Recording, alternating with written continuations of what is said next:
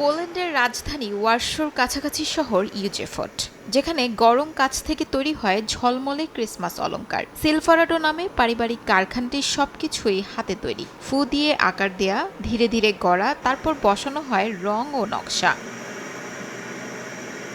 ৩ দশক ধরে সিলভারাডো বিশ্বে পরিচিত তাদের হাতে আঁকা ও মুখে ফু দেয়া সাজসজ্জার জন্য। যুক্তরাষ্ট্র, ইউরোপ, অস্ট্রেলিয়া সহ নানা দেশে রফতানি হয় এসব অলংকার।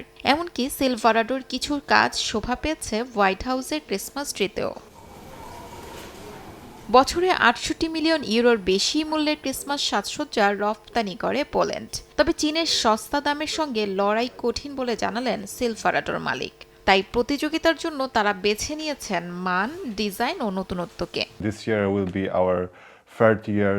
এবছর আমাদের ব্যবসার ৩০তম বছর। সারা বিশ্বের বিভিন্ন দেশে আমাদের পণ্য যায়, তবে চীনা বাজারের সঙ্গে দামে প্রতিযোগিতা করা খুবই কঠিন। তাদের দামের সঙ্গে আমরা পেরে উঠি না, শ্রমিক খরচ সহ নানা কারণে। তাই আমাদের মূল লক্ষ্য হলো দামে নয়, মান, ডিজাইন এবং নতুন কিছু তৈরির দিক থেকে চীনা পণ্যের সঙ্গে প্রতিযোগিতা করা।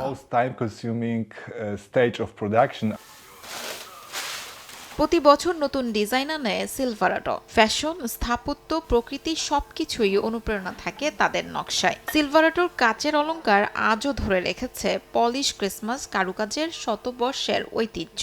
বিশ্বজোড়া ক্রেতাকে মুগ্ধ করাই তাদের লক্ষ্য। শিউলি রোজা, সময় সংবাদ।